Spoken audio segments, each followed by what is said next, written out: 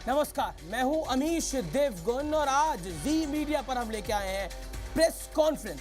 हालांकि जब press conference होती है तो एजेंडा जो है, जो प्रेस कॉन्फ्रेंस करने आता है, नेता आता है, अभिनेता आता है, वो तय करता है। लेकिन हमारी प्रेस कॉन्फ्रेंस में एजेंडा ना नेता तय करते हैं, ना अभिनेता तय करते हैं।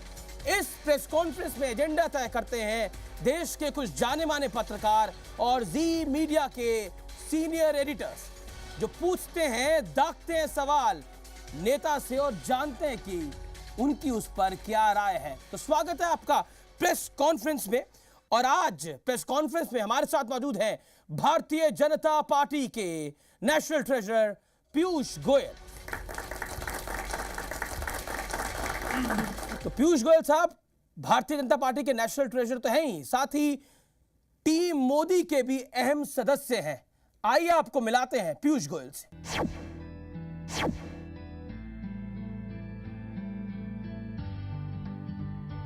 पीयूष गोयल, नई बीजेपी का नया चेहरा। ये वो चेहरा है जो टीम मोदी का अहम हिस्सा है। कोई इन्हें नरेंद्र मोदी का नवरत्न कहता है तो कोई पर्दे के पीछे का बड़ा रणनीतिकार। लेकिन पीयूष गोयल की पहचान इतनी भर नहीं है। बचपन से ही मेधावी छात्र रहे पीयूष गोयल पेशे से चार्टर्ड अकाउंटेंट और जाने माने इन्वेस्टमेंट बैंकर हैं और कई बड़ी बैंकिंग कंपनियों के बोर्ड मेंबर हैं। अपनी काबिलियत और स्ट्रैटेजी के दम पर पीयूष गोयल ने बीजेपी में अपनी पहचान एक ऐसे कम्युनिकेशन एक्सपर्ट की बनाई है जो ब्रांड मोदी को घर घर पहुंचाने में कामयाब रहा है। तो क्या माने, टेलीविजन पर विज्ञापनों के जरिए जो नमो नमो हो रहा है उसके पीछे यही चेहरा है। लोकतंत्र विजयी हो, भारत विजयी हो, भारत माता की जय। अब की बार मोदी सरकार। इसी काबिलियत की वजह से पार्टी ने पीयूष गोयल को इंफॉर्मेशन कम्युनिकेशन कैंपेन कमेटी का प्रमुख बनाया है। सोशल मीडिया और इंटरनेट पर भी मोदी सुपरहिट है। कहा जा रहा है कि इसके पीछे भी पीयूष गोयल का शानदार मैनेजमेंट है। लेकिन विरोधी इस बार कह रहे हैं कि बीजेपी ने चुनाव प्रचार में 10,000 करोड़ रुपए खर्च किए हैं और वो भी ब्लैक मनी। जी बिजनेस के खास कार्यक्रम प्रेस कॉन्फ्रेंस में आज पीयूष गोयल देश के जाने माने पत्रकारों के इन्हीं सवालों का जवाब देंगे।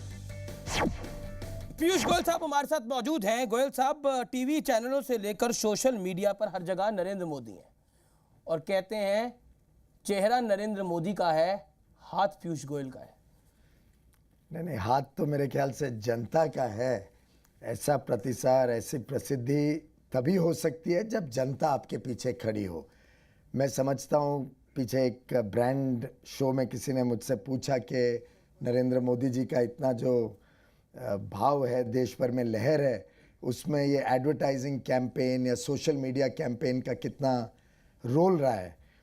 मैं समझता हूँ अगर कोई साबुन हो और उसमें महक अच्छी नहीं हो तो हम में से कोई भी नहीं इस्तेमाल करेगा। तो जब तक व्यक्ति साफ छवि का हो, व्यक्ति में गुण हो, व्यक्ति का ट्रैक रिकॉर्ड अच्छा हो, जिसमें लोगों को उम्मीद भी हो और विश्वास भी हो, तब तक आप वो क्रिएट नहीं कर सकते। तो ये तो उनके खुद का व्यक्तित्व जी, और उनके खुद के काम के बलबूते पे वो आज यहाँ पहुंचे जी।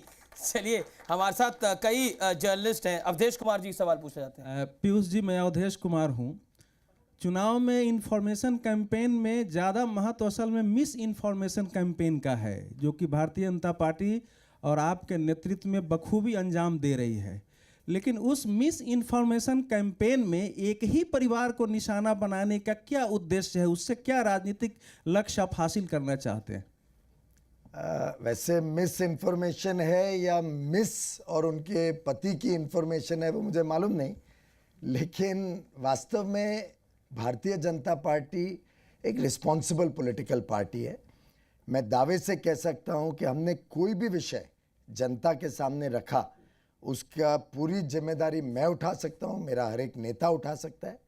हम कोई भी इन्फॉर्मेशन जनता के बीच रखते हैं तो उसके पीछे पूरा अध्ययन होता है, स्टडी होती है। आज जो मैनिफेस्टो हमने देश के सामने पेश किया है, उस मैनिफेस्टो में एक एक अंग डुएबल है, प्रैक्टिकल है और फंडेबल है। मतलब मैं दावे से कह सकता हूं कि एक भी विषय ऐसा नहीं हमने मैनिफेस्टो में डाला है जो मुझे कल शर्मिंदा होना पड़े कि मैं नहीं उसका भुगतान कर सकूं। जी, जहाँ तक उन्होंने कोशिश की है कहने की कि एक परिवार के पीछे हम अटैक कर रहे हैं, मैं समझता हूँ हम इस चुनाव में जनता के बीच विकास की राजनीति, प्रगति की राजनीति, सुशासन की राजनीति लेके गए हैं जनता के बीच। जब हमारे विरोधियों के पास और कोई विषय नहीं रहा तो उन्होंने व्यक्तिगत प्रहार किया मोदी जी पे, पार्टी के ऊपर, और मुझे लगता है हमने उस पर भी ज़्यादा फोकस ना करते हुए, आप हमारे एडवर्टाइजिंग कैंपेन देख लीजिए, आप हमारे वक्तव्य देख लीजिए, हमने डेवलपमेंट और प्रोग्रेस की राह को छोड़ा नहीं है। और साथ में हम वाड्रा उसी को पे भी जोड़ा है चलते उसमें, साथ में रॉबर्ट वाड्रा को भी उसमें जोड़ लिया है। अब वो मैं कुछ सुनाना चाहता हूँ। पत्रकार और जनता उसको जोड़ जी, रही जी। है, हम तो नहीं उसको कुछ जी, मैं खास कुछ सुनाना बोल रहे चाहता हूं आपको। आखिरकार इतनी एड कैंपेन चल रही है, पैसा कहां से आ रहा है? कांग्रेस नेता आनंद शर्मा क्या कह रहे हैं इसके ऊपर? गोयल साहब, आप खुद ही सुनिए और जवाब दीजिए। सुनाते हैं। एक चुनाव के प्रचार में 10,000 करोड़ रुपया नरेंद्र मोदी जी तिलमिला क्यों गए? हिसाब दे दें कि उनकी व्यक्तिवाद के लिए ये धन कहां से आया। ये धन कोई ऐसा तो है नहीं कि पूजा आरती करके कोई पवित्र पैसा आया है। काले धन का उपयोग हो रहा है।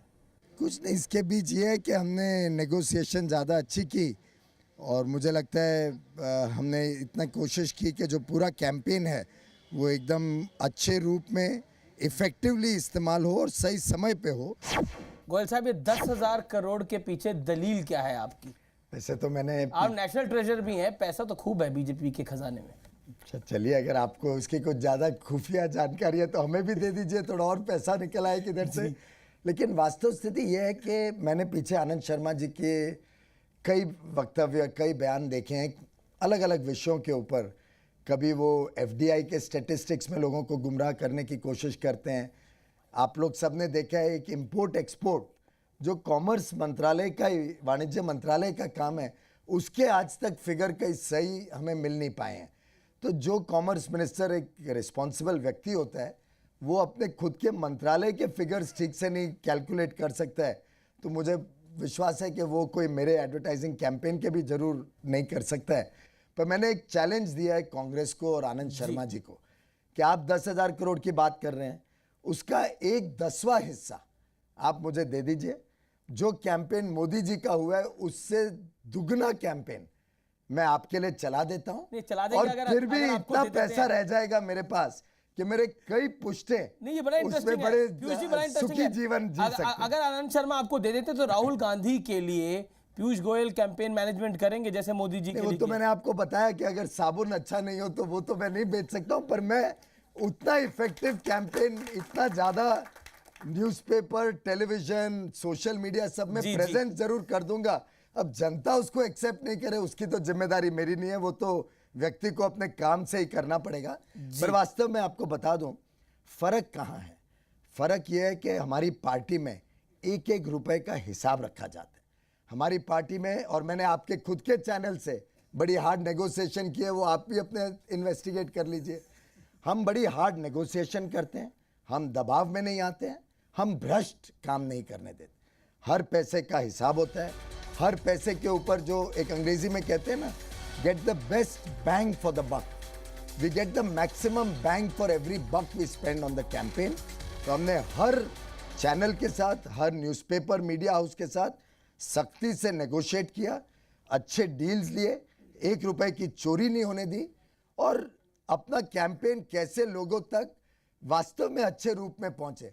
अब कांग्रेस पार्टी पे अगर पैसा नहीं है तो उन्होंने 4 महीने पहले कैसे शुरू कर दिया।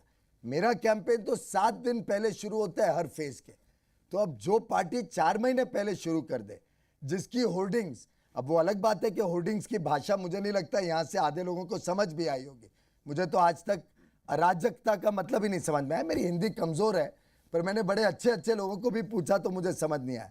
तो अब वो कैंपेन इतना हाई फाई आप कह रहे हैं उनका कैंपेन उतना इफेक्टिव नहीं है, आपका कैंपेन इफेक्टिव है। चलिए सर्वोकमल दत्ता कुछ पूछना चाहते हैं, इकोनॉमिस्ट। ओके दत्ता साहब, क्विकली। गोयल साहब, मेरा आपसे 2 सवाल है। पहला सवाल ये है कि हमारे देश का खजाना बिल्कुल खाली है। 2015 तक 2 लाख करोड़ के आसपास लौटाना पड़ेगा अंतर्राष्ट्रीय संस्था को। अब खजाना जब खाली है, आपकी अगर सरकार आती है तो कैसे इस चीज़ को लौटाएंगे? डेफिसिट फाइनेंसिंग करेंगे, वो भी नुकसान है। अंतर्राष्ट्रीय संस्थाओं से लोन लेंगे, वो भी नुकसान है। पहला विषय जो आपने कहा, करंट अकाउंट डेफिसिट और आगे आने वाले दिनों में उसका भुगतान, मैं समझता हूं जो सबसे बड़ी समस्या करंट अकाउंट की आई है वो कोई आज या 1-2 साल में पैदा नहीं हुई है, वो 10 साल की गलत नीतियों के कारण हुई है। अब उदाहरण के लिए आयरन ओर या कोयला इस देश में इंपोर्ट करना पड़े, वो बड़े दुर्भाग्य की बात है। क्यों नहीं भारत में कोयले का निर्माण बढ़ सकता है? दूसरी बात, सोने का इंपोर्ट। अब सोने का इंपोर्ट कोई इंपोर्ट ड्यूटी लगाने से कम नहीं हुआ है, वो स्मगलिंग में चला गया है। सोने का इंपोर्ट तब कब होगा जब एक सामान्य व्यक्ति को विश्वास होगा कि भारत की अर्थव्यवस्था इतनी मजबूत है, इतनी अच्छी है कि उसमें सोने में हमको पैसे डालने की जरूरत नहीं, बैंक में भी पैसे रखा हुआ सेफ है। बैंक में भी जो वृद्धि होगी ब्याज दर के माध्यम से, वो सोने के दाम से ज्यादा होगी। मेरे ख्याल से जो रुपए की कीमत गिरी है, एक जमाने में तो 68 रुपए तक गई थी, आज मोदी जी आने वाले हैं इस लहर में 60 रुपए पे आ गई है। मेरा व्यक्तिगत मानना है 55-57 रुपए। लेकिन चिदंबरम साहब कह रहे हैं मोदी जी इसका क्रेडिट ना ले, हमने बहुत कुछ करा है। नहीं, बहुत अच्छी बात है, जो उन्होंने किया है वो जनता के सामने है और उसका भुगतान 16 तारीख को जब मतपेटियां खुलेंगी उसमें दूध का दूध, पानी का पानी हो जाएगा। जी, राकेश कपूर पंजाब केसरी के पॉलिटिकल एडिटर हैं, वो कुछ पूछना चाहते हैं। राकेश। गोयल जी, आपके बीजेपी के बारे में ये कहा जाता है कि जनसंघ का मैनिफेस्टो डॉक्टर मनमोहन सिंह ने लागू किया, जो 1951 में डॉक्टर श्यामा प्रसाद मुखर्जी ने बनाया था, particularly economic manifesto, open economy, because doctor Mukherjee was champion of open economy. अब प्रश्न ये पैदा होता है कि आपकी आर्थिक नीतियों और कांग्रेस सरकार, विशेष रूप से मनमोहन सिंह की आर्थिक नीतियों में मूलभूत अंतर क्या है? क्योंकि नरेंद्र मोदी जी के जो अभी तक मैंने इंटरव्यू देखे हैं उसमें उन्होंने साफ कहा है, नाइदर आई एम लेफ्ट और right nor centrist, I will have a human face of economy. What is your comments on this? मुझे लगता है इसमें 2-3 मूल डिफरेंसेस हैं भारतीय जनता पार्टी और बाकी पार्टियों में।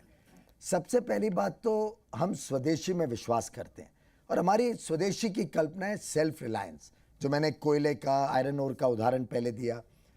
मुझे लगता है भारत की आज जो 100-125 करोड़ की आबादी है, वो इतनी पावरफुल कंजम्पशन सेंटर है, डिमांड सेंटर है कि उसके आधार पे हम अंतर्राष्ट्रीय अर्थव्यवस्था से अपने आप को काफ़ी मात्रा में इंसुलेट कर सकते हैं। और उसके आधार पे एक स्वदेशी नीतियों में भारत की मैन्युफैक्चरिंग सुधरे, भारत की मैन्युफैक्चरिंग सस्ती हो, अच्छी क्वालिटी की हो, बढ़े, उसमें से नौकरियों का और रोजगार का उत्पादन हो। जी चलिए, आप क्विकली अपना सवाल पूछिए, फिर हम किसी और मुद्दे की ओर आगे बढ़ते हैं। देखिए, ये जो गुजरात मॉडल है चुनाव का सबसे महत्वपूर्ण मुद्दा बन गया है, और पर अब जो है उसके ऊपर सवाल खड़े होने लगे हैं। और एक सवाल जो है खड़ा किया है राहुल गांधी ने कि ये टॉफ़ी मॉडल है। पहले मुझे भी बड़ी हंसी आती थी, पर कल मैंने एक अखबार में रिपोर्ट पढ़ी कि जो राहुल गांधी कह रहे हैं वो सही है। अडानी को 1 रुपया प्रति स्क्वायर मीटर से लेकर 32 रुपया प्रति स्क्वायर मीटर की दर से कच्छ में ज़मीन दी गई है, और इतनी ज़मीन दी गई है कि वो आज तक उसका इस्तेमाल भी नहीं कर पा रहे हैं। तो क्या आपको लगता है कि जो है वो राजीव गांधी की आलोचना गलत थी?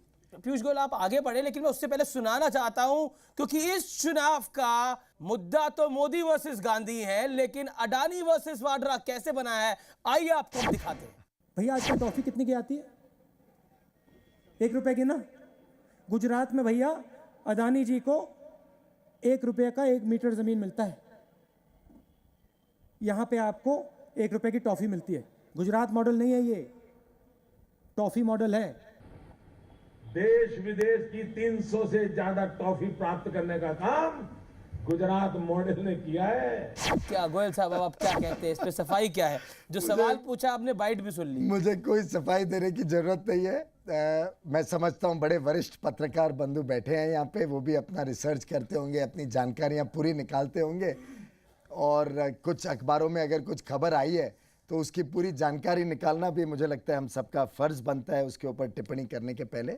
वास्तव स्थिति है, हाँ 90 पैसे में ज़मीन दी गई है, पर वो कांग्रेस की सरकार द्वारा दी गई है, मोदी जी की सरकार द्वारा कोई ऐसी ज़मीन नहीं दी गई है। पहली बात, आप जरा आंकड़े निकाल लीजिए, 93, 97, हाँ तो मैं आपको इसलिए करेक्शन दे रहा हूँ और आप इस पर रिसर्च कर लें तो बहुत अच्छा रहेगा। 93 to 97 पीरियड में 90 पैसे 1 रुपए में ज़मीन दी गई। वो चिमन भाई पटेल राहुल जी की पार्टी के सम्मानीय मुख्यमंत्री थे, उन्हीं के ज़माने में दी गई थी।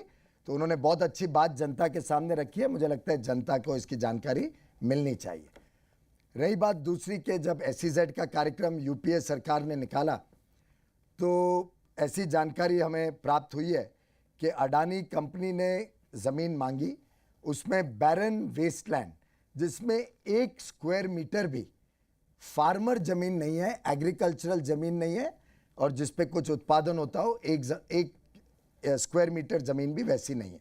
बैरन वेस्टलैंड कुछ SEZ के लिए अलॉट हुआ, लेकिन वो जो मार्केट रेट डिटर्मिन हुई वहाँ के लोकल हिसाब किताब से, उसके हिसाब से दी गई ना, वो 1 रुपए पे दी गई, जो भी मार्केट रेट था उस पे दी गई। एक फैक्ट मैं आपको बताना चाहता हूँ, जब से ओपिनियन पोल और इलेक्शन ट्रैकर्स आने लगे और बताया जाने लगा है कि नरेंद्र मोदी की वेव हो सकती है, नरेंद्र मोदी को सबसे ज़्यादा सीटें मिल सकती है, तब से अडानी साहब के जैसे जैसे आपकी सीटें बढ़ रही है वैसे वैसे उनके शेयर भी बढ़ रहे हैं। ये भी एक सच्चाई है। हाँ, तो शेयर्स अगर सभी के बढ़ रहे हैं और उनके भी बढ़ रहे हैं, मुझे उसमें तो कोई टिप्पणी करने की यहाँ पे आवश्यकता कई स्टॉक मार्केट के एक्सपर्ट है, वो आपको बताएंगे उनके शेयर कैसे बढ़ रहे हैं। ये भी एक अगर इंटरेस्टिंग उनके ज्यादा बढ़ रहे हैं तो आप क्या आलोचना कर रहे हो कि स्टॉक मार्केट में भी कुछ इस कांग्रेस नहीं, आप मेरा सवाल या तो आप समझने की कोशिश नहीं कर रहे या फिर आप अनजान बन रहे हो। नहीं, अगर कोई कंपनी के शेयर बढ़ या घट रहे हैं उसमें मेरा तो कोई हाथ नहीं है। मैं तो ना एक शेयर खरीदता हूँ ना एक शेयर बेचता हूँ।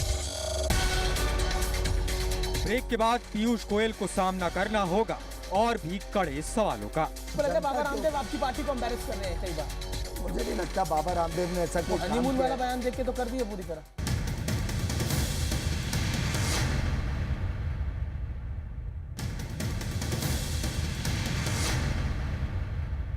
चलिए हमारे सीनियर कलीग हैं राजेश सिंह, वो आपसे कुछ पूछना चाहते हैं। राजेश, अमीश इंडिकेशन ये दे रहा था कि अडानी जी चूँकि मोदी के काफ़ी करीब हैं इसलिए उनका शेयर बढ़ रहा है। दूसरा, मैं आपको ब्लैक मनी के मुद्दे पे लाना चाहता हूँ। ब्लैक मनी के मुद्दे पे एक CIO का ऑर्डर आया था कि जितनी पॉलिटिकल पार्टीज हैं वो अपने आप को RTI के दायरे में लाएं। सभी पॉलिटिकल पार्टी ने इसका विरोध किया। क्यों नहीं ट्रांसपेरेंसी यहीं से लाया जाए कि आप, कोई बोल रहा है 500 करोड़ राहुल गांधी अपने इमेज मेकओवर पे खर्च कर रहे हैं, आनंद शर्मा भी बोल रहे थे कि 10,000 करोड़ रुपए मोदी कर रहे हैं, तो क्यों नहीं इसे RTI के दायरे में लाया जाए? क्यों RTI का विरोध कर रहे हैं? जानकारी के लिए पॉलिटिकल पार्टीज कंप्लीटली ट्रांसपेरेंट वे में चलती हैं। उनके ऊपर इलेक्शन कमीशन और इनकम टैक्स डिपार्टमेंट दोनों का पूरा नियंत्रण रहता है। हम हर वर्ष जो डोनेशंस मिलती हैं उसका पूरा अकाउंट देते हैं, इलेक्शन कमीशन को भी और इनकम टैक्स डिपार्टमेंट को भी, और वो अवेलेबल है। आपने कई रिपोर्ट्स देखे होंगे, उसमें उसका ब्यौरा भी दिया जाता है। कानून में जो जो प्रावधान रखे गए हैं उसकी पूरी जानकारी सबमिट होती है। अनिल आनंद साहब है, सीनियर जर्नलिस्ट, वो आपसे कुछ पूछना चाहते हैं। मेरा सवाल मैं फिर आपको वापस ले जा रहा हूँ कैंपेनिंग की ओर, क्योंकि चुनाव का दौर है तो सवाल वही होगा। आपने कहा कि आनंद शर्मा ने 5,000 करोड़ या 10,000 करोड़ की बात की, ऐसा कुछ नहीं है क्योंकि आप ट्रेजरर हैं। और यही सवाल मैंने नितिन गडकरी जी को एक ऐसे ही कार्यक्रम में पूछा था, तो उन्होंने कहा कि इतने पैसे का तो सवाल ही नहीं उठता, हमारे पास तो पैसे हैं ही नहीं। और मैं और पीयूष दोनों मुंबई के हैं, हम ही पैसे इकट्ठे करते हैं और पैसे से तो नरेंद्र मोदी जी का कुछ लेना देना ही नहीं है। तो मेरा ये आपसे सवाल पूछना है कि इतने भव्य समारोह हो रहे हैं, इतनी बड़ी बड़ी रैलीज हो रही हैं, कहीं ना कहीं तो कुछ मैकेनिज्म होगा। और आपने कहा कि आप हार्ड नेगोशिएशंस करते हो, जब तक जेब में कुछ हो ना तो आप तो चार्टर्ड अकाउंटेंट भी हो, तब तक नेगोशिएशन भी पॉसिबल नहीं है। और मेरा दूसरा सवाल रिलेटेड है, आपने एक नया कॉन्सेप्ट ब्रांडिंग और पैकेजिंग का भारतीय चुनाव में शुरू किया, बल्कि इसके ओरिजिनल ऑथर अगर मैं कहूँ कि प्रमोद महाजन जी थे, नहीं, Pramod Mahajan ji in real sense में थे, बल्कि वो कर नहीं पाए चूँकि वाजपेयी सरेखे ट्रेडिशनल लीडर उस वक्त थे, उन्होंने कुछ चीज़ों को शायद ऑब्जेक्ट किया होगा। तो आप ओरिजिनल ऑथर हैं इसके एक सेंस में। इज इट क्या ये सही है भारत जैसे देश के इलेक्शन में ब्रांडिंग और पैकेजिंग का ये एक इंट्रोड्यूस करना या इसको चलाना? मुझे लगता है ये प्रेस कॉन्फ्रेंस शुरू ही उस सब्जेक्ट से हुआ था। We are neither trying to brand anybody, no we are trying to package anybody. वास्तव स्थिति है कि आज देश में सबसे लोकप्रिय नेता उभर के आए हैं श्री नरेंद्र मोदी जी। एक यंग इंडिया, एक दुखी इंडिया के प्रतीक बन गए for hope and for change. एक बदलाव चाहती है जनता और उस बदलाव में एक उम्मीद है कि एक नई किरण आएगी। मुझे लगता है नरेंद्र मोदी आज उस बदलाव और उम्मीद को रिप्रेजेंट करते हुए जनता के इतने लोकप्रिय बने हैं। कोई ब्रांडिंग और पैकेजिंग से इतना लोकप्रिय नहीं बन सकता जी। जहाँ तक सवाल रही खर्चे की और फंड कलेक्शन की, भारतीय जनता पार्टी एक केडर बेस्ड पार्टी है। हम बड़े प्राउड हैं इस बात से कि हमारे पास देश भर में कार्यकर्ता हैं, कार्यकर्ताओं की बहुत बड़ी टोली है, लाखों करोड़ों सदस्य हैं। और हमने एक कार्यक्रम लॉन्च किया था 6 महीने पहले जिसको कहा गया था एक नोट कमल पर वोट। ये कार्यक्रम लेके हम जनता के पास गए। 10 करोड़ घरों में हमारे कार्यकर्ता घर घर गए, डब्बे लेके, कूपन लेके, डोनेशन किताब लेके। अलग अलग वर्गों में हमने कांटेक्ट किया। अब जैसे चार्टर्ड अकाउंटेंट, आपने पूछा मेरे चार्टर्ड अकाउंटेंट देने का, एक बहुत बड़े रूप में देश भर में चार्टर्ड अकाउंटेंट जुड़ गए हमारे इस अभियान से, सीएस फॉर मोदी। और मुझे लास्ट जानकारी मिली है वहां तक कुछ 1.25 या 1.5 लाख चेक चार्टर्ड अकाउंटेंट्स ने इकट्ठे किए हैं देश भर में, जो मोदी जी के कैंपेन के लिए। वो मुझे कह रहे थे एक समय दो, हम दिल्ली आके आपको भेंट करना चाहते हैं। लॉयर्स, डॉक्टर्स, टीचर्स, अलग अलग वर्ग के लोग अपने अपने समुदाय में, अपने अपने प्रोफेशनल ग्रुप्स में उत्साह से लगे हैं कि मोदी जी आए, इस देश का भविष्य उज्जवल हो, हमें भी अपना योगदान, हमें भी हवन में कुछ स्वाहा करना।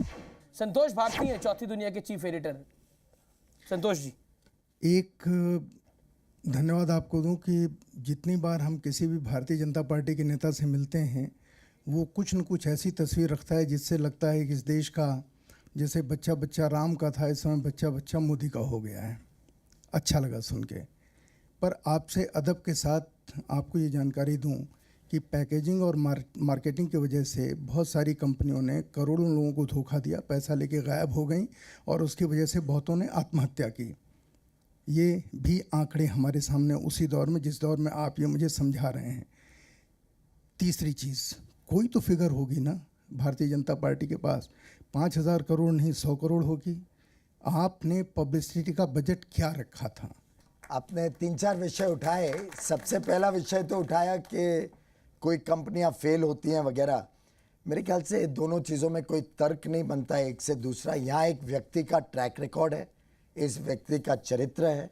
एक व्यक्ति ने अपने 12 साल के शासन में जिस प्रकार की आर्थिक प्रगति, जिस प्रकार के अपने लोगों को खुशहाली और हरियाली दी है, तो अब इतने सारे जब उपलब्धियां उनके साथ जुड़ी हुई हैं तो मुझे नहीं लगता मुझे कुछ नया पैकेजिंग या मार्केटिंग या ब्रांडिंग करने की आवश्यकता है। उनके ट्रैक रिकॉर्ड के ऊपर भरोसा करके लोग उनको सपोर्ट दे रहे हैं और वो आगे आने वाले दिनों में क्या करेंगे वो हमने अपने मैनिफेस्टो में स्पष्ट किया है और आप देखिएगा आगे क्या होगा। आपने कहा कि आंकड़े क्या कलेक्ट होते हैं, मेरी जिम्मेदारी है जो खर्च होता है वो आप जानना चाहते हो। आपकी जिम्मेदारी दोनों जानने की है।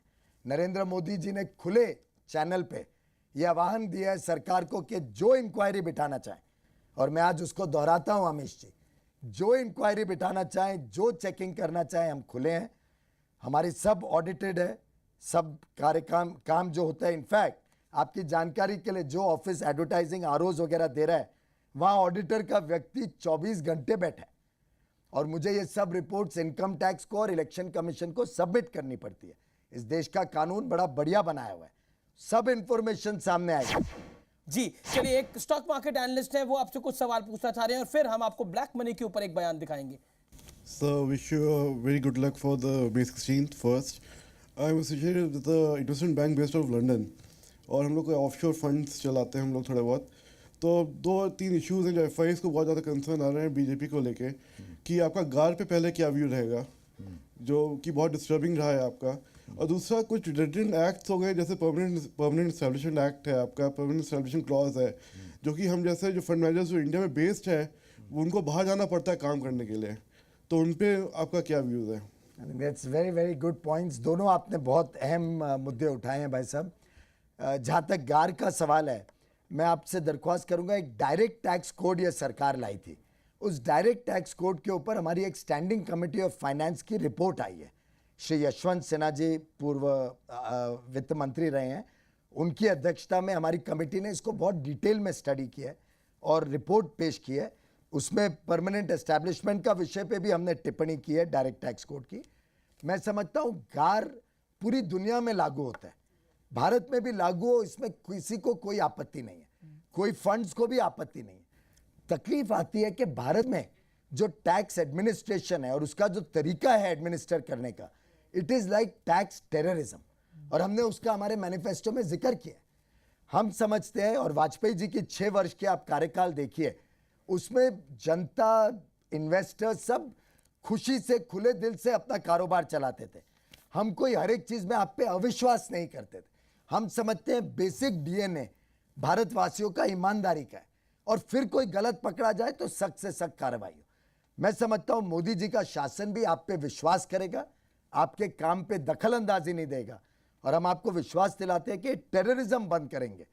तो गार अगर आएगा तो वो फुल सेफगार्ड्स के साथ आएगा। गार से आपत्ति नहीं है, लेकिन टेररिज्म से आपत्ति है। जी, आपने ब्लैक मनी की आप गार की बात करें तो मैं ब्लैक मनी पे आपको लेके जाना चाहता हूं, क्योंकि ब्लैक मनी पे भारतीय जनता पार्टी बहुत कुछ बोलती है और बार बार बोलती है, और बाबा रामदेव के साथ आप एक मंच पे भी खड़े होकर बोलते हैं, नरेंद्र मोदी भी बोलते हैं, अरुण जेटली भी बोलते हैं, राजनाथ सिंह भी बोलते हैं। लेकिन ब्लैक मनी पर बाबा रामदेव के 2 रूप हम आपको दिखाते हैं, आप देखिए और फिर जवाब दीजिए।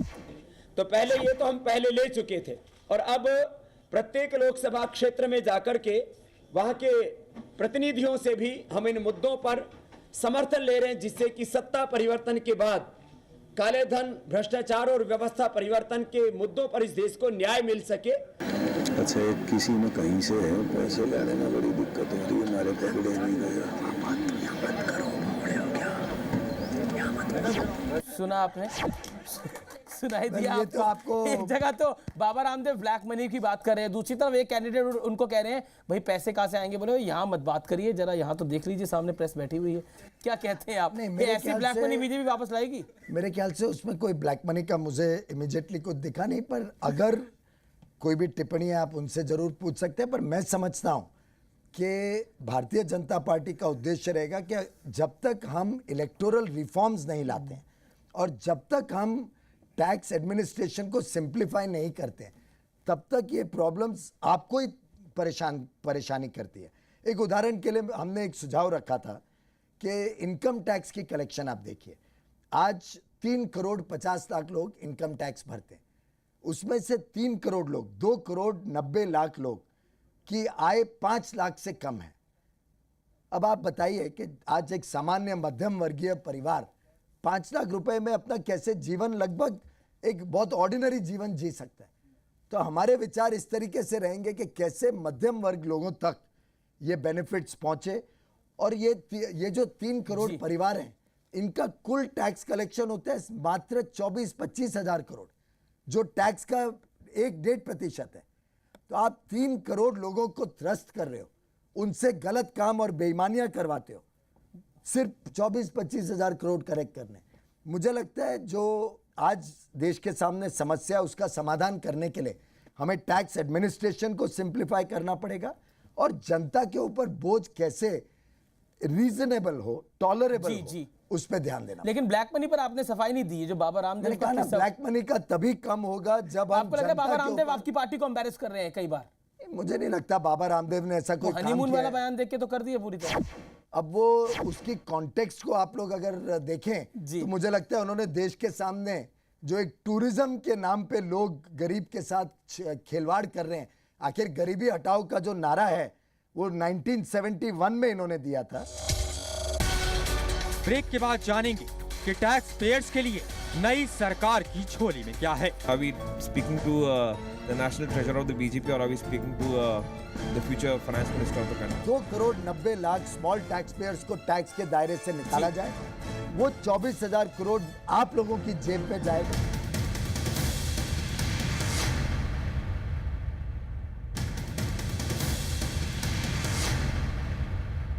राजीव।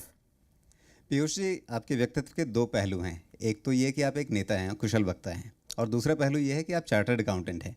तो अभी जो हमें आपका रूप दिख रहा है वो एक नेता और कुशल वक्ता वाला रूप दिख रहा है। मैं चाहूँगा कि आप अपने चार्टर्ड अकाउंटेंट वाले खूबी को भी सामने में रख करके थोड़ा जवाब, इसीलिए मैं ये चाहूँगा कि बुलेट पॉइंट्स में आप बताइए, कांग्रेस यहाँ पर गलत थी, हम इस गलती को ऐसे ठीक करेंगे। दोनों विषय का जवाब दे दूं। मैं एकदम अकाउंटेबल हूं, हर रुपए के लिए अकाउंटेबल हूं, और आपको विश्वास दिलाता हूं कि पूरे ऑडिट के साथ सही वक्त पे आपको एक एक रुपए की जानकारी मिलेगी, और तब आप आश्चर्यजनक होंगे कि भारतीय जनता पार्टी का खर्चा शायद कांग्रेस से कम निकलेगा, क्योंकि हमारे यहाँ ईमानदारी है, क्योंकि हमारे यहाँ कोई उसमें कट्स नहीं है। आप कह रहे हैं वो एडवर्टाइजमेंट में भी करप्शन कर रहे हैं क्या? हम तो अब जिस प्रकार की पार्टी और जिस प्रकार का देश चला है पिछले 10 वर्ष में, मुझे पूरा विश्वास है उसमें भी करप्शन होती होगी। और मैं इसलिए कह रहा हूं दावे के साथ, क्योंकि जो आंकड़े पेपरों में ही आए थे कांग्रेस के बजट के, उनको और जो उनका कैंपेन दिख रहा है वो देख के मुझे समझ नहीं आता कि बाकी पैसा कहाँ गया। और आपने जो दूसरी बात कही, दैट इज माय सब्जेक्ट। हमने मैनिफेस्टो में बहुत अच्छी तरीके से 4 विषय आपके सामने रखे। पहला, हमने मैनिफेस्टो में बताया एड्रेस द इमिनेंट। आज देश के सामने क्या 3 मुद्दे सबसे अहम है। सबसे पहली है प्राइस राइज। हम कैसे जनता को जो महंगाई से त्रस्त है उसको कैसे राहत देंगे। उसमें नरेंद्र मोदी जी की अध्यक्षता की कमेटी की रिपोर्ट है 2011 की, जिस पे कांग्रेस सरकार ने कुछ काम नहीं किया। मैं व्यक्तिगत समझता हूं कि अगर सप्लाई साइड पे हम फोकस करें, बजाय के ब्याज के दर बढ़ाते रहें, तो जैसा हमारा ट्रैक रिकॉर्ड 6 वर्ष का एनडीए में बताता है, वाजपेयी जी की सरकार आई तब बैंक रेट 12.1 था, 12.01 था, और इन्फ्लेशन महंगाई की दर डबल डिजिट थी। 6 वर्ष के पश्चात जब हमने सरकार छोड़ी तो बैंक रेट 5.71 था, लेस देन हाफ, और इन्फ्लेशन, कंज्यूमर इन्फ्लेशन हम 2 या 3% पे लाए। मैं समझता हूं ब्याज के दर और इन्फ्लेशन दोनों ही घट सकते हैं, और वो भाजपा की नीति रहेगी। भ्रष्टाचार के खिलाफ जीरो टॉलरेंस की हमारी पॉलिसी रहेगी। हम कोई कोएलिशन कंपल्शन, येदियुरप्पा भी साथ ये वो के बारे में नहीं लेंगे। मंत्रिमंडल में होंगे तो कैसे येदियुरप्पा जी के ऊपर हाई कोर्ट का ऑर्डर, मैं आपसे रिक्वेस्ट करूंगा आप जरा देखिए जी। हाई कोर्ट ने कहा है कि येदियुरप्पा जी को अपनी सफाई देने का मौका तक नहीं मिला। येदियुरप्पा जी के ऊपर जो कार्रवाई कांग्रेस तो बाबूभाई बोखरिया पे भी आरोप लगाती है, और बाबूभाई बोखरिया का भी अभी जजमेंट आ गया है। आप लोग सब भली भांति जानते होंगे, हाई कोर्ट ने बाबूभाई बोखरिया का भी केस खारिज कर दिया है और बाइज्जत उनको बरी कर दिया। बिल्कुल। अनुराग, क्विक क्वेश्चन आपका क्या है? जल्दी से क्वेश्चन और जल्दी से जवाब। देखिए, मेरा आपसे, मैं अनुराग मित्तल हूं, और काफ़ी ये आपकी जो एक्सपेंडिचर रिपोर्ट जो आप फाइल करते हैं इलेक्शन कमीशन में, वो काफ़ी मैंने स्टडी की थी। सिर्फ मैं ये कहना चाहता हूं जो हो चुका है ठीक है, जैसे हेलीकॉप्टर, प्राइवेट जेट के एक्सपेंसेस हैं, उसमें 2008 में नील रिपोर्ट फाइलिंग आ रही है बीजेपी की तरफ से। लेकिन अभी आपने एक पॉजिटिव बात की कि हम इस वक्त एक एक चीज़ का हिसाब मेंटेन कर रहे हैं। आशा ये करते हैं शायद आगे जाके कंप्लीट फाइलिंग होगी। बहुत सारी जेपीसी कमेटीज़ बनती हैं, हर्षद मेहता स्कैम में भी बनी थी, उनकी प्रोसीडिंग और कोर्ट प्रोसीडिंग्स को क्यों नहीं टेलीवाइज किया जाता, क्यों नहीं इनकी ऑडियो वीडियो रिकॉर्डिंग होती? तो एक तो ये वीआईपी कल्चर, और एक ये audio video recordings in the court and in the JPC committee. Okay, quick reaction. Anurag ji, अच्छे सुझाव हैं आपके, इस पे जरूर कोई भी नई सरकार ने अमल करना चाहिए।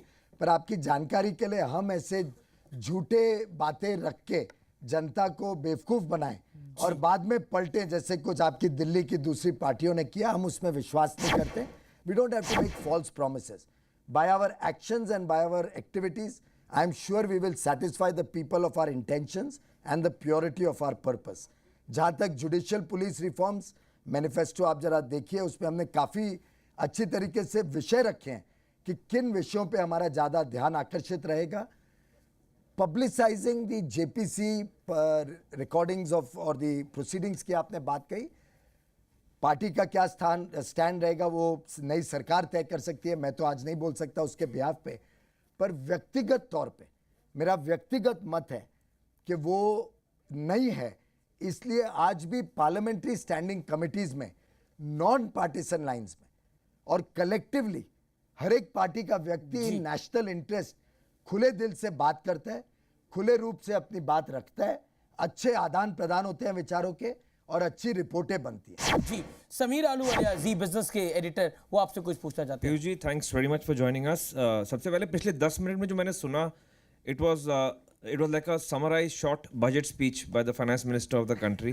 So my first question is, are we speaking to the national treasurer of the BJP, or are we speaking to the future finance minister of the country?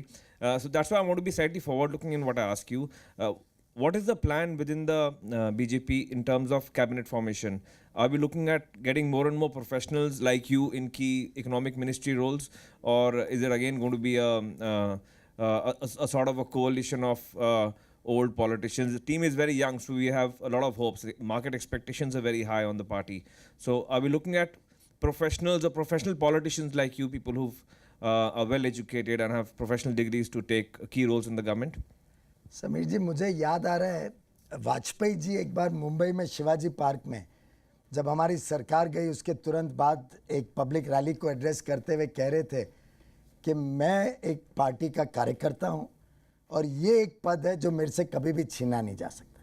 तो मैं समझता हूं हम सब जिस मिशन से काम कर रहे हैं, हम सब जिस एक उम्मीद से काम कर रहे हैं कि देश के लिए कुछ अच्छा कर पाएं, उसमें हम सब के लिए कार्यकर्ता की भूमिका रहे और हमारी खुद की आकांक्षाएं ये रहें कि देश के हित में नरेंद्र मोदी जी जिसको जो पद दें उचित समझें, उसको स्वीकार करें, उसकी इज्जत करते हुए आगे काम करें।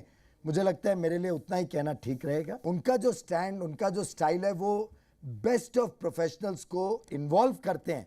किस रूप में करते हैं, किस पद पे करते हैं, किस प्रकार से उनके इनपुट्स लेते हैं, लेकिन वो तो वही अच्छी तरह जाने। बीजेपी में तो कुछ लोगों ने मिनिस्ट्रीज बांटनी भी शुरू कर दी। मेरे ख्याल से अरुण जेटली और सुषमा स्वराज के तो झगड़ा हो गया। मेरे ख्याल से ये प्रेस और पब्लिक स्पेकुलेशन है। हमारे में किसी में भी इस प्रकार की कोई कभी चर्चा No, my speculation was more after a tweet by Gurumurthy, which obviously later he withdrew, that KV Kamath or Deepak Parekh could take key economic ministries. Well, we are all entitled to our individual views. And Gurumurthy ji is certainly a very respected and senior chartered accountant, journalist and a social worker and a very respected person in Indian society. And if he has made a suggestion, I think we will all value inputs from all of you. Please give us good suggestions. We value that. But final decision will be taken once the ballot boxes are opened, the results are out, and the Honorable Prime Minister has to take a call. जी, दीपक पारेख की बात हुई तो दीपक पारेख और पीयूष गोयल की कैसी बातचीत हुई हम आपको दिखाना चाहते हैं। हमने वोट नहीं किया, हमारा नाम नहीं मिला इनके पास। हम इधर ही हमेशा वोट करने को आते हैं, सालों से इधर आते हैं। ये टाइम बोलता है नाम नहीं है अभी। हमने पासपोर्ट दिखाया, आईपैड में नाम है, उसमें दिखाया, बोलता है अभी रजिस्टर में नाम नहीं है। Very unfortunate that he could not cast his vote. But I think responsible citizens have to look up their vote, look up the fact that they are on the voting list 2 months before, when there is an opportunity to reinstate their vote if at all something has gone wrong. Parekh साहब अपना iPad पे नाम भी दिखा रहे थे, vote नहीं करने दिया उनको, और आपने बोला 2 महीने पहले देख लेते। नहीं, ऐसे मेरे मित्र हैं पारेख साहब, तो उस विषय में ना जाते हुए मेरे ख्याल से एक तरीके से it's a wake up call for all of us, it's a wake up call for India कि हम लोग को अपने वोट की ताकत समझनी पड़ेगी। हम सबको कॉन्शियस होना पड़ेगा। पारेख साहब ने समझा नहीं अपना वोट की ताकत। ऐसी बात नहीं है, ये एक वेकअप कॉल है। पारेख साहब ने विश्वास किया सरकार के ऊपर और सरकार के प्रोग्राम्स के ऊपर कि उनका वोट इंटैक्ट रहेगा।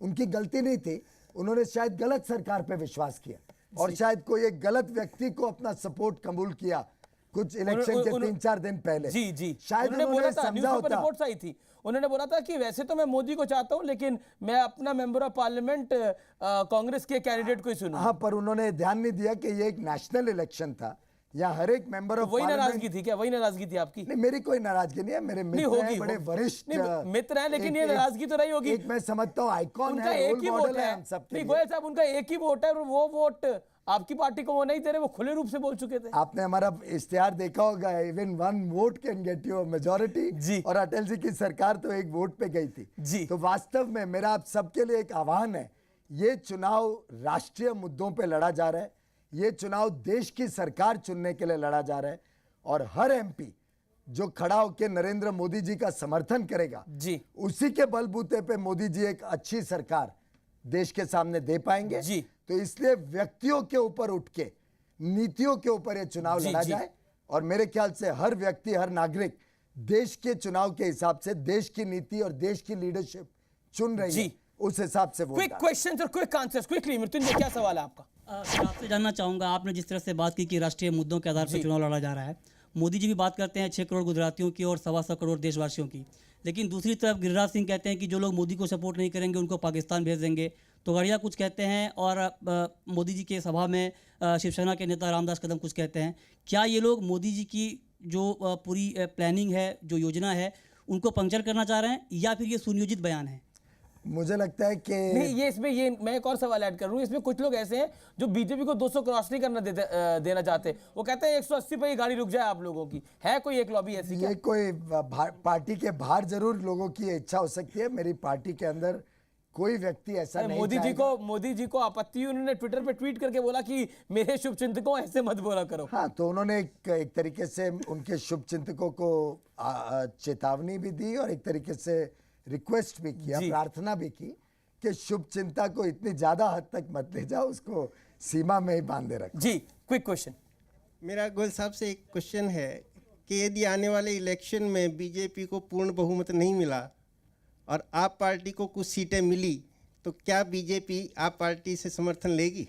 चलिए, तो क्वेश्चन ऑफ द इवनिंग है ये तो। नहीं, पर ये तो बड़ा हाइपोथेटिकल है, क्योंकि आज जो प्रमाण मिल रहे हैं देश भर में, जी, शंका उठ रही है कि उनका अकाउंट भी खुल पाएगा कि नहीं। जी, तो मुझे लगता है ये तो बहुत ही हाइपोथेटिकल है। It is like you know something which is even in the realm of reality. मुझे कुछ ड्रीमिंग में भी नहीं समझ में आता। तरुण Nangia.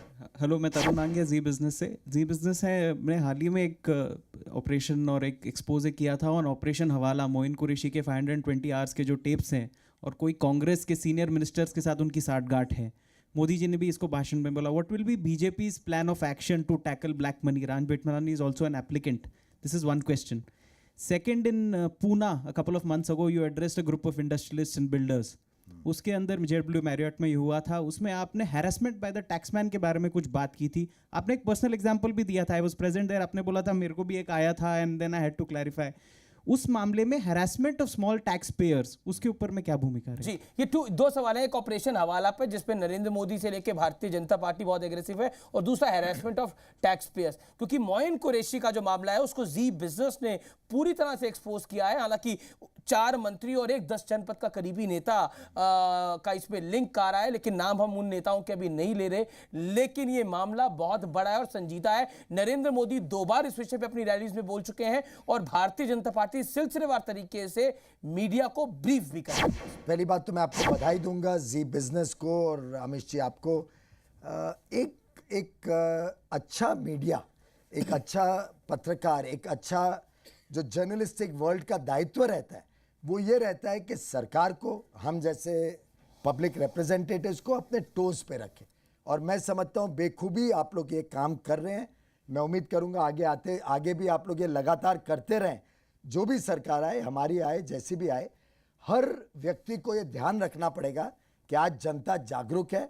We are all accountable for all our actions, for all our deeds, misdeeds, whatever we do. And I would urge all of you to be responsible citizens, responsible journalists, and please keep the pressure on. This type of probity, this type of, let's say, proactive action on your part is most welcome. आगे आते हुए भी जितने इस प्रकार के विषय निकलेंगे, मोदी जी ने स्वयं कहा है कि पर्टिकुलरली जब पब्लिक रिप्रेजेंटेटिव्स इन्वॉल्व हों, इलेक्टेड एमपीज एमएलएज हों, उसको फास्ट ट्रैक किया जाएगा। 1 वर्ष के अंदर जितने भी अपील के तो क्या माने भारतीय जनता पार्टी की वाकई भ्रष्टाचार पर जीरो टॉलरेंस होगी? चाहे वो चूजी हो, चाहे वो कोल स्कैम हो, चाहे वो राजा हो, चाहे वो जिंदल हो। आप हमारी सरकारें देख लीजिए, वाजपेयी जी की सरकार, वाजपेयी जी के सरकार पे कुछ गलत आरोप भी लगाए गए। जी, सब आरोप विफल रहे, सब आरोप गलत साबित हुए। जी, एक सवाल जो भाई साहब ने पूछा था स्मॉल टैक्स पेयर्स का, वो एक तरीके से इससे लिंक है। और आपने भी पूछा मेरा व्यक्तिगत, मैं आपको बता देता हूं व्यक्तिगत। एक लाइन में बड़ा साधारण था। मैंने LIC को 8 लाख रुपए की प्रीमियम पे की 2008 में, उसका क्वेश्चनर आया 2013 में। जी, अब मैं समझता हूं, जो मैंने पहले भी कहा, 2 crore 90 lakh small tax pairs को टैक्स के दायरे से निकाला जाए। वो 24,000 करोड़ आप लोगों की जेब में जाएगा जी। आप उससे ईएमआई भर सकते हैं, आप घर कह रहे हैं खरीद कि सकते हैं। आप जो छोटे टैक्स पेयर्स हैं उनको आप उनको हम स्ट्रेंथन करेंगे, उनको रिलीफ करेंगे। That's a good thought, tax that's a good department thought. Okay, Sameer Ahluwalia, editor of Zee और बिजनेस। टैक्स डिपार्टमेंट उनको हैरेस जी, करने जी। के बदले जो बड़े इवेडर्स हैं उनके पीछे अगर पीछे हाथ धो के पड़े तो मुझे लगता है 24,000 करोड़ क्या लाख करोड़ की आमदनी बढ़ सकती है। ब्रेक के बाद देखेंगे आखिर फंस ही गए Piyush Goyal rapid fire round में। जनता पार्टी ने प्रचार में 10,000 करोड़ रुपए खर्च किए हैं, या इससे थोड़े और ज्यादा।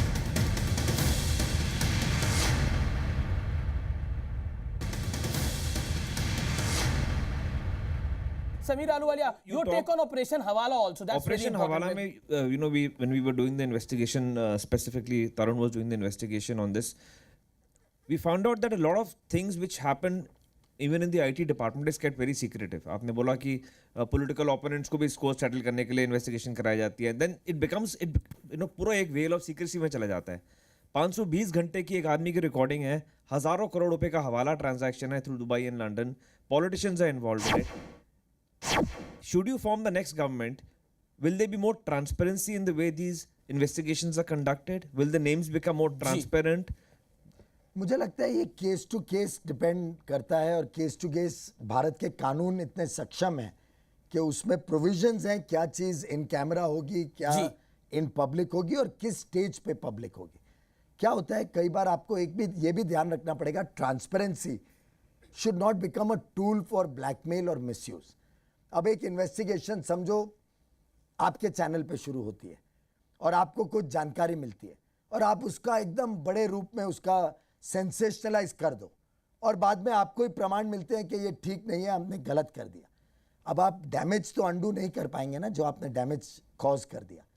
वैसे ही मेरे ख्याल से टैक्स डिपार्टमेंट्स की अपनी जिम्मेदारियां होती हैं जी, उन जिम्मेदारियों को निभाते हुए वो काम करते हैं जी और सही वक्त पे उसका खुलासा करते हैं। सही मैं तो सख्त विरोधी हूं।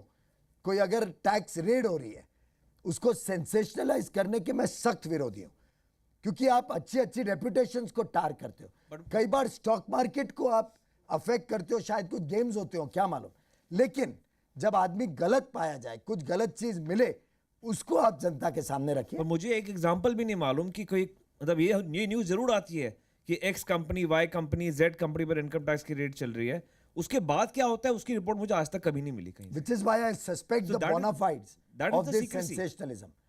Which is why I suspect कि ये जो sensationalism है इसके पीछे क्या हाथ है, वो हाथ का खुलासा होने के भी जी। शिव कुछ सवाल पूछना चाह रहे थे। शिव क्विकली क्या सवाल है आपका? ये कमोडिटी मार्केट के एक्सपर्ट हैं। पीयूष साहब, मैं आपसे एक सवाल पूछना चाहता हूँ। जीडीपी के हिसाब से देखा जाए तो हमारे देश का विश्व में एक 8वां स्थान है, लेकिन आज अगर 2 दिन पहले जब मौसम विभाग की ये भविष्यवाणी आई है कि मौसम में जो मानसून है वो उम्मीद से कम रह सकता है, तो हम सबके चेहरे पे एक चिंता की लकीर आ गई है और इसीलिए शायद हमारे देश की इकनॉमी को एक मानसून इकनॉमी बोला जाता है। मैं आपसे ये पूछना चाहता हूँ कि ऐसी हम आने वाले समय में जब बीजेपी की सरकार आएगी तो ऐसी वो कौन सी व्यवस्था करेगी जिस कारण छोटे छोटे नहरों को आपस में जोड़ा जा सके। मैं आपसे ये सवाल इसलिए भी पूछ रहा हूँ क्योंकि आपने नदियों को जोड़ने का एक बहुत ही महत्वपूर्ण जिम्मा ले रखा है और हर आदमी कितने साल बाद गर्व से कहेगा अच्छे दिन आ गए। जी चलिए, और कैसे लाएंगे मोदी जी वो अच्छे दिन? धन्यवाद। पर उसमें भी आप अगर गुजरात का उदाहरण देखें जी, और ये जो कई लोग कहते हैं ना गुजरात का उदाहरण देश में नहीं लागू होता, ऐसा नहीं है। आखिर वही IAS अफसर हैं, वही पुलिस अफसर हैं, वही जनता है, अपने भारत के भाई बहन नागरिक हैं, वही नागरिक, वही युवा पीढ़ी वहां काम कर रही है, वही देश में करेगी। एक राज्य के अंदर के रिवर्स को जोड़ना और इंटरलिंकिंग, अलग अलग राज्यों से जोड़ना, इससे ना ही रहेगा बाढ़, ना ही रहेगा सूखा और हम देश में हर मॉनसून इकोनॉमी को आप बदल देंगे, आप बदल के उसको एक चेक डैम्स, एक लहरों के माध्यम से थोड़ा इंसुलेट करने के प्रति जा सकते हैं, बजाय के महाराष्ट्र मॉडल जो राहुल गांधी जी की सरकार 15 साल से चला रही है, वो टॉफी मॉडल नहीं, वो कोकेन मॉडल है, जहां 70,000 करोड़ रुपया खर्च होता है इरिगेशन में और 70,000 करोड़ खर्चने के बाद 1% भी जमीन इरिगेट नहीं होती है additional. That is the cocaine model which this party is trying to spread. तो you gave a new name, cocaine model. जिसमें बहुत ज्यादा पैसा खर्च होता है, टेम्परेरीली प्रॉमिस होती है, लेकिन वो हवा में उड़ जाता है पैसा। जी, That is their model. मुझे लगता है टॉफी मॉडल में स्वाद तो अच्छा रहता है टॉफी और मॉडल में- जनता तक कुछ पहुंचता है। टॉफी मॉडल में आप कहते हैं स्वाद अच्छा रहता है। चलिए, क्योंकि कार्यक्रम का बिल्कुल आखिरी दौर है, स्वाद थोड़ा और अच्छा करते हैं। रैपिड फायर राउंड के लिए गोयल साहब आप तैयार हैं? और इसमें जवाब लंबे नहीं, येस और नो होंगे। स्ट्रिक्टली आपको ये फॉलो करना पड़ेगा। और मेरा पहला सवाल आपसे है, भारतीय जनता पार्टी ने प्रचार में 10,000 करोड़ रुपए खर्च किए हैं या इससे थोड़े और ज्यादा? Emphatic no. Emphatic no. चलिए, मोदी सरकार में पीयूष गोयल कॉमर्स मिनिस्टर या फाइनेंस मिनिस्टर? एक कार्यकर्ता। मोदी कॉर्पोरेट कैंडिडेट हैं या सिर्फ अडानी और अंबानी के? गरीब, जवान, किसान, एक तरीके से जो सामान्य जनता है और जनता में हर व्यक्ति के साथ जुड़े हुए प्रधानमंत्री। जी, सोशल मीडिया किसका मजबूत है, अरविंद केजरीवाल का या राहुल गांधी का? मेरे ख्याल से तो जनता सोशल मीडिया को चलाती है। आज मोदी का मजबूत दिख रहा है, और तो किसका दिख नहीं रहा। आप बीजेपी के ट्रेजरर हैं, तिजोरी में कितना खजाना है, 10,000 करोड़ या 20,000 करोड़ या 15,000 करोड़? करोड़ निकाल दीजिए, बाकी आंकड़ा ठीक है। और इनकम टैक्स खत्म करेंगे या बाबा रामदेव का प्रकोप झेलेंगे? कुछ लोग कहते हैं बाबा रामदेव शीर्षासन कराएंगे मोदी की सरकार को अगर आती है तो। मुझे लगता है इनकम टैक्स को सिंप्लीफाई करेंगे, उसको रैशनलाइज करेंगे और उसको एक ह्यूमन टच देंगे। पीयूष गोयल मोदी के नवरत्नों में से एक, हाँ या ना? मोदी के नवरत्न 125 करोड़ भारतवासी। सास बहू के सीरियलों के बीच एड के जरिए मोदी की एंट्री कराने के लिए पीयूष गोयल किस हद तक जिम्मेदार है, यस और no? A small cog in the big wheel। जी, दूसरों का चुनाव लड़ाते हैं आप, लेकिन खुद चुनाव लड़ने से डरते हैं। आप क्यों नहीं लड़े लोकसभा? कुछ लोग कहते हैं मोदी की हवा में सब हाथ धोना चाहते हैं, तो आप भी धो लेते। 2 points in this। जो सीट पे मैं रहता हूं, मैं दक्षिण मुंबई में रहता हूं, हमारे अलायंस में शिवसेना की सीट है, तो वैसे वो एक विषय बनी जाता है। पर दूसरा, कई लोगों को जिम्मेदारी रहती है चुनाव अभियान को चलाने की। नॉर्मली अरुण जेटली जी इस काम को बहुत बेखूबी से करते थे। इस बार वो खुद लड़ रहे हैं अमृतसर तो इस में। बार आप कर रहे हैं? कुछ नहीं, मैंने कहा कुछ लोगों को मिलके वो काम दिल्ली में भी करना पड़ेगा। बीजेपी की कितनी सीटें आएंगी, 200 या उससे कम? 26 जुलाई 2013 में मैंने और मेरी पार्टी के नेतृत्व ने ज्यादा बड़ा नहीं, ये सर नो, ये लक्ष्य लिया था 272 प्लस, मिशन 272 प्लस। आज के अनुमान दिख रहे हैं कि Bharatiya Janata party lead NDA 325 का आंकड़ा पार करेगी। चलिए, तो पीयूष गोयल को विश्वास है कि भारतीय जनता पार्टी मोदी की वेव के सहारे, अपने कैंपेन के सहारे 300 से भी ऊपर पहुंचेगी। 325 भाई, 325 से भी ऊपर पहुंचेगी। लेकिन विरोधी कहते हैं 180 पे अटक जाएगा मोदी का रथ। यह भी एक बड़ा सवाल है। कुछ लोग कहते हैं बीजेपी के अंदर कुछ लोग इसकी कोशिश कर रहे हैं। हालांकि सोर्सेस ये भी कहते हैं कि बीजेपी में कैबिनेट बंटनी शुरू हो गई है, लेकिन 16 मई सब कुछ निर्धारित कर देगी। लेकिन प्रेस कॉन्फ्रेंस में पीयूष गोयल साहब आए और आपने जी मीडिया की प्रेस कॉन्फ्रेंस में हिस्सा लिया, आपका बहुत बहुत शुक्रिया। कह सकते हैं कि पीयूष गोयल ने रैपिड फायर राउंड में प्रदर्शन तो अच्छा करा, लेकिन और अच्छा हो सकता था। नमस्कार, आप तमाम जर्नलिस्ट का जो यहां पर हमारे साथ जुड़े थे।